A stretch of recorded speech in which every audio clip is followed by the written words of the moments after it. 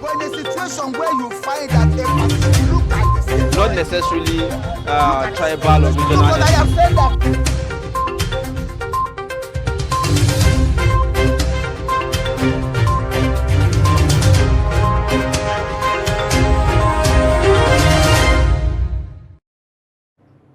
All right, welcome back and thank you for staying with us. You're still watching Daybreak on Trust TV. Now it's time for the newspaper review. Let's take a look at what the front pages are saying. We'll begin with a Daily Trust newspaper, and we have the lead story here talking about Naira crisis. Food traders count losses, slash prices of wares. We have writers that say POS operators close shops. Experts dissect situation. Federal government officials lauds development. Emefiele, INEC chair brief Council of State today. You can find details of that story on page 4, and there's a pictorial of traders at Iwari Grain Market in Jalingo, Taraba State, and also traders at a yam market in Lagos State. Now we have more stories from top of the page there. Naira swap cashless policy may affect troops, says NSA. I've campaigned in over 500 local government areas, says Kwankwaso. Details on page 13. NUC directs varsities to close for elections. We have at the bottom of the page, Buhari constitutes transition council. You can read more on that on page 6. Obasanjo false appointments of former IGPs as PSC chairman. Atiku in Kano fails to hand flag to parallel government candidates. And we also have 2 arraigned for flogging traditional ruler. Details on page 14. These are some of the stories on Daily Trust newspaper. We move on to This Nigeria. This morning, polls. NUC orders 3 weeks closure of varsities. February 22 to March 14 shutdown to enable students participate in elections and safety of workers institution. And this is coming from Adamu, the education minister. And just beside the nameplate, Naira scarcity instant electronic payment hit 38 trillion in January. To other stories, Buhari constitute transition council ahead of May 29th exit. APC fighting for old notes to buy votes, PDP allege. And 34 terrorists surrender as troops kill 56 in Northeast. Controversy trails alleged resignation of Sokoto deputy governor as 11 Taraba commissioners to defect from PDP to APC. You'll find the details of that on page 12. These are the stories on the front page of This Nigeria. All right, let's take a look at the next paper, which is Punch newspaper. Confusion, that's the new Naira note, which is the lead story. Confusion deepens as CBN deadline ends today. We have writers that say presidency, CBN silent on Supreme Court ruling, banks, customers await Emefiele's directive. Buhari's 7-day promise expires, Nigerians queue in vain at ATMs, banking halls. Federal government will comply with Supreme Court ruling, says AGF, and TUC threatens to sue government over scarcity. And below that story is a pictorial of an accident that happened on the Lagos-Ibadan road. One person actually died in that road crash. At top of the page there we have Buhari orders setting up transition panel on Valentine's Day. Federal government sanctions 302 broadcast stations, issues 67 new licenses. Details on page 12. Government vows penalty for fuel marketers rejecting POS transfers. Beside the nameplates there we have we live in fear as earthquake death tops 20,000. Turkey-based footballer Babajide says. And on the footnote there, council reviews training as 14,000 nurses join jackpot train. Suspects arrested for killing Ogun couple, says son. Suspects arrested for killing Ogun couple and son. We also have VCs, ASU disagree as federal government shuts universities. These are some of the stories on Punch newspaper. And moving on to the Nation newspaper this morning, we will dwell on those stories that have not been taken from the other papers. We have there as the major story, more banks close branches for lack of cash to pay customers. Cash crunch bites harder. NSA scarcity affecting military operations.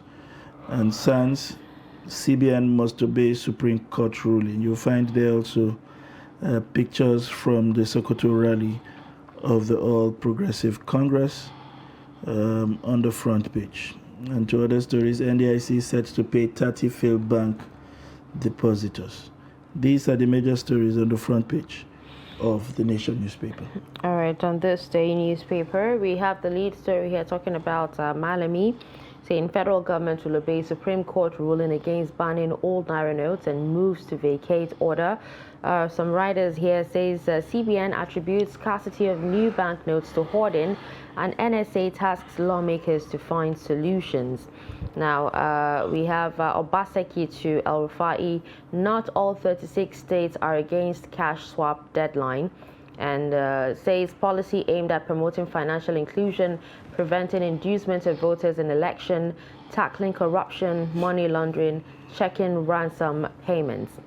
Now on fuel scarcity, NMDPRA vows to sanction filling stations rejecting use of POS machine. And Buhari creates Presidential Transition Council, signs Executive Order 14. These are some of the stories on this day newspaper.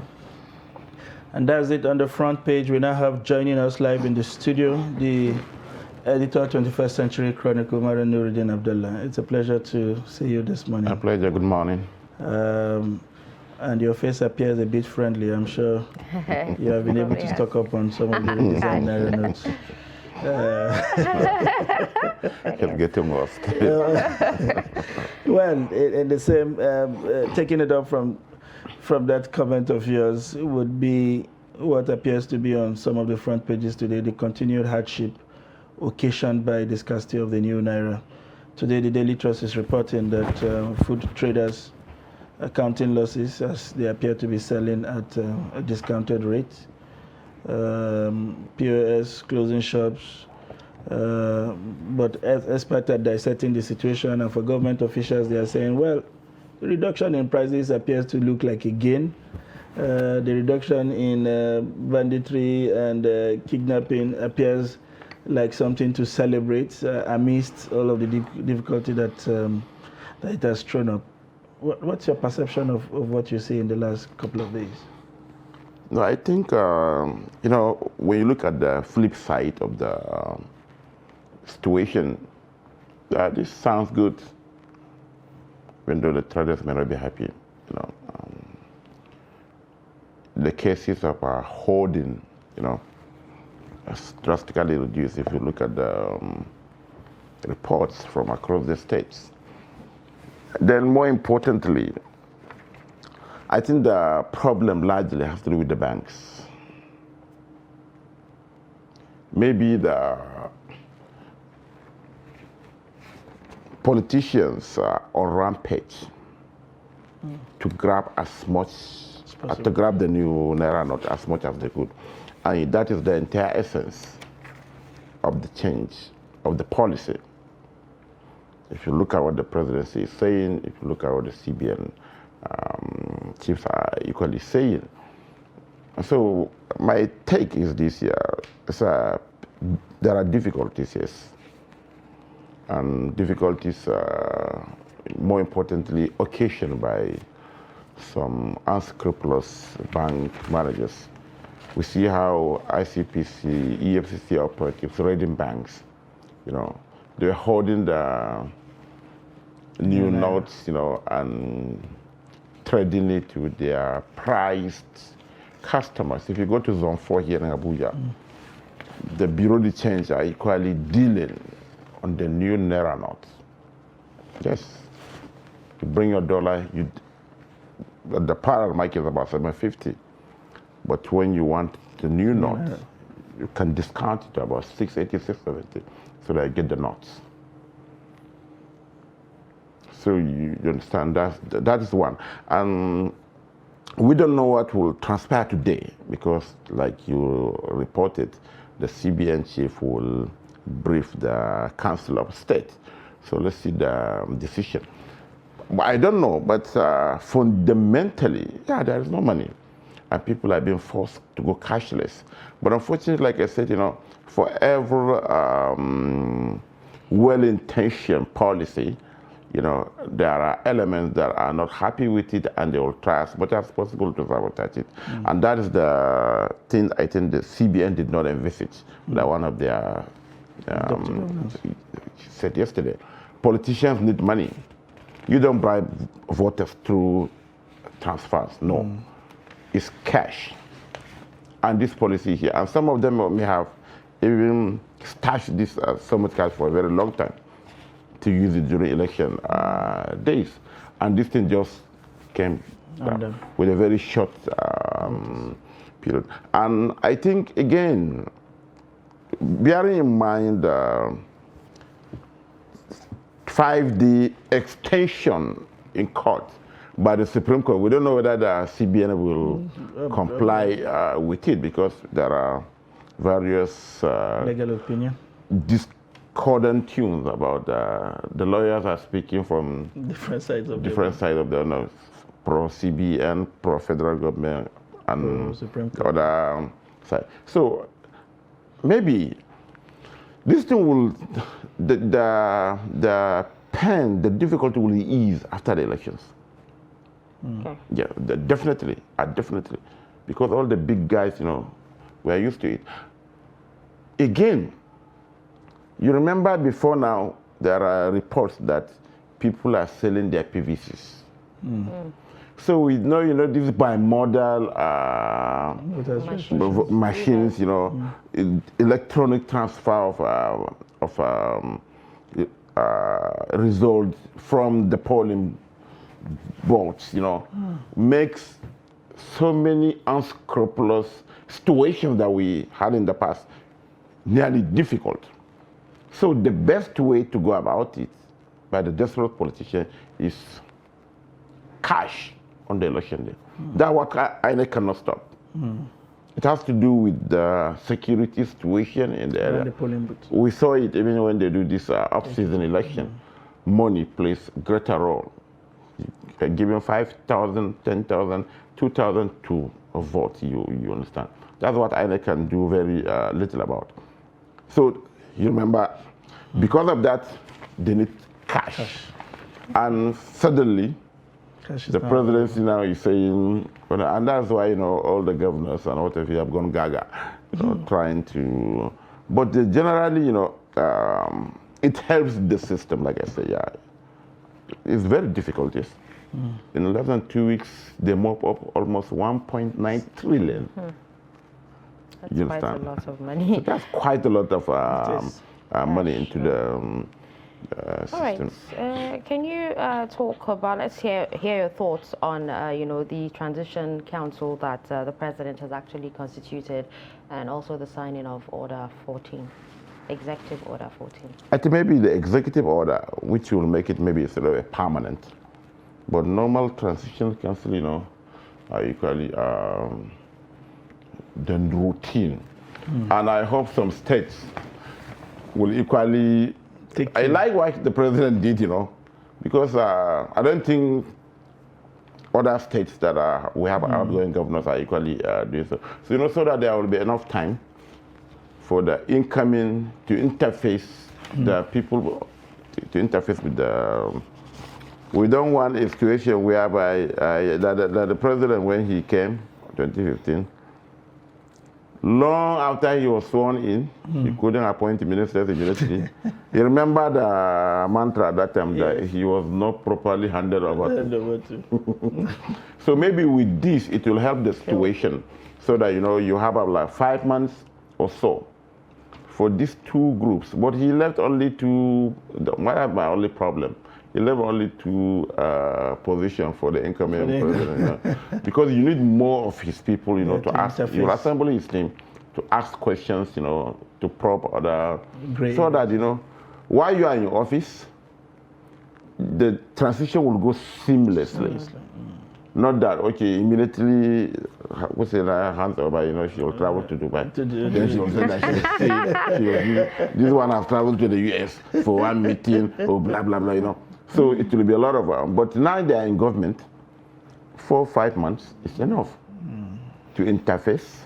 And clear all gray areas. Exactly, yeah, exactly. So we hope that the states will follow suit. All right, let's quickly take a look at City and Crime on Daily Trust newspaper. Just a few stories we have on the quick read there. Guard jailed for sleeping on duty. And just as we've actually said, police arrest a woman for selling PVCs in Enugu. And we also have a story of 2 arraigned for flogging traditional ruler and fake journalists arrested over fraud theft in Kano. I'm sure you want to talk about the journalists. But are they journalists? I think that the slant of the story, I think is wrong, because I watched the video. They were just seen with a ID card? with a counterfeit ID of a local radio station. That does not make them journalists. You understand? That does not make them journalists. So I don't know. When you arrest a suspect now, you have to attach him with the profession of. You understand? They didn't go there to interview anybody. Maybe if that's what they are doing, you know, but they go there to steal, through fake transfer, and they are arrested. You can't just tag them fake journalists. Maybe when you have that, you say fake doctor, fake traditional ruler, and that thing is an abomination. So people flogging a traditional ruler, they will wake up the ancestors. Gods must be crazy. Oh my God. Moving on to other developments in the polity, just to take them side by side in a bit to be fair, we saw the APC campaign train stopover in Sokoto, where there had been some mild drama early in the day. First of all, it was the deputy governor resigning, then he was no longer resigning. And then in the campaign trail, Wamako announcing that they have received him in the party, even though he wasn't there physically. And then, of course, coming to Kano, we saw the PDP throughout their campaign, where Atiku is promising to open the borders and return Kano to its days of prosperity and all of that. What do you make of these two campaigns? Of course, we understand that Kwankwaso was in Benin, and Atiku was, and Peter Obi was also in Abuja, where himself and the deputy stormed various local markets. How would you evaluate the campaign in the closing days to the election? You know, Kano is significant for PDP in particular, with the rumored talks between Kwankwaso and Atiku, you know. It will really change the political banner in the state ahead of the election. I think what Atiku did in Kano, you know, by taking on away the former governor, Senator Ibrahim Shekaru in Kano, which sent a very mortal blow to the Kwankwaso camp, you know, is what the APC is trying to do in Sokoto. Manir Renya, the deputy governor, belongs to the political group of Omoron Kobo AA. It's a political bigwig in Sokoto, yeah. But after the primaries, you know, he supplied the deputy governor to Tambuwal people with an agreement that he would succeed Tambuwal, but that did not happen. So Omoron Kobo left, and all his major, some commissioners, some SAs, and whatever. So I think what happened in Sokoto principally was there was that move. The rumor has been ongoing since November, end of November, yes. After the problems, even though the deputy governor has been given a senatorial ticket to contest against Wamako, but his godfather politically is with Wamako now. So to score a very big political point is to take him away from Tambuwal, one, And more importantly, you know, it will give Alu Wamako a safe landing in the Sokoto North Senatorial, Senatorial. At his own expense. Yes, at his own expense. So that's what.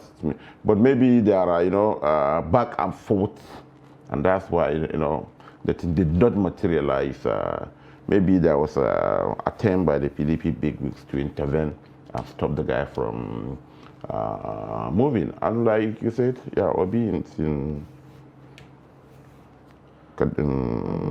Abuja, Konkoso was like the town hall, I think, in Benin. Yeah. You know, but my only problem is that only the 4 of them we have 18 of them, but only 4 of them. The media has just zeroed on the 4. At the risk of sounding discriminatory, somebody mentioned to me in Lagos last week that it's like some other presidential candidate go to the newsstand to buy papers to read what their counterparts said.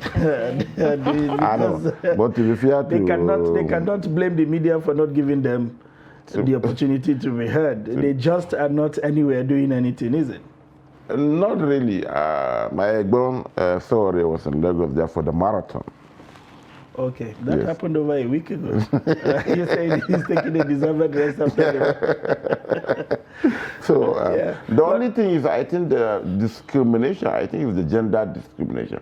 The only the only female candidate, presidential candidate, I can't remember seeing her on television or even on the pages of the newspapers. There should be gender inclusivity. What's happening, Dashin? And the media, we are ready.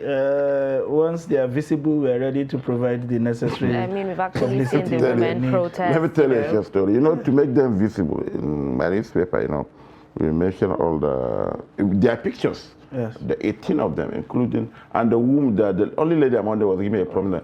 To even get her picture online was horrible. Even get her picture.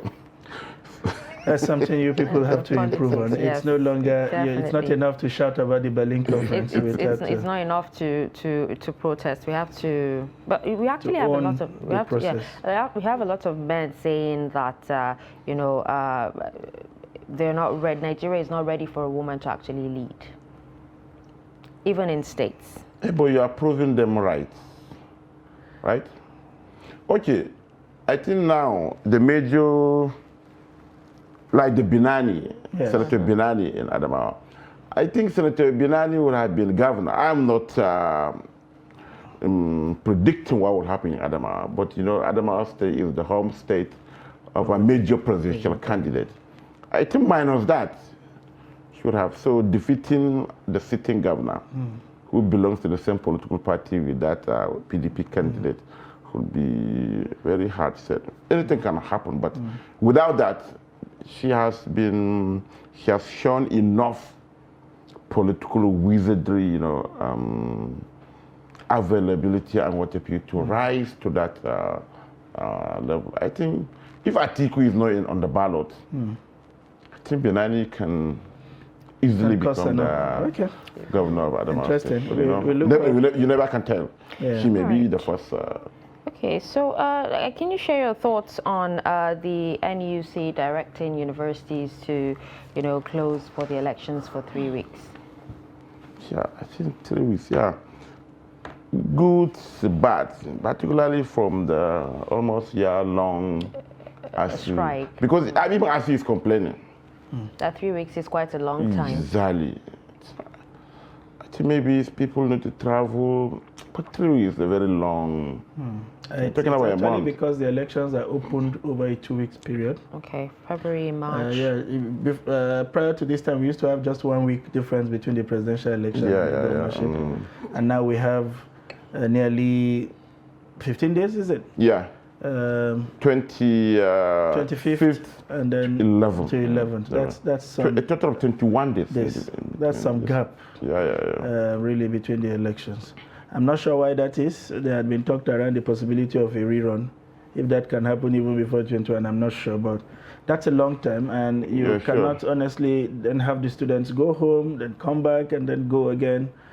So some kind of rest for everybody, and maybe it's sort of preserve the institution. Yeah, even though the students, we have a large number of them voting this time around, but I don't think they're happy because they've been home for a very long time. A long time, that's Yeah. true.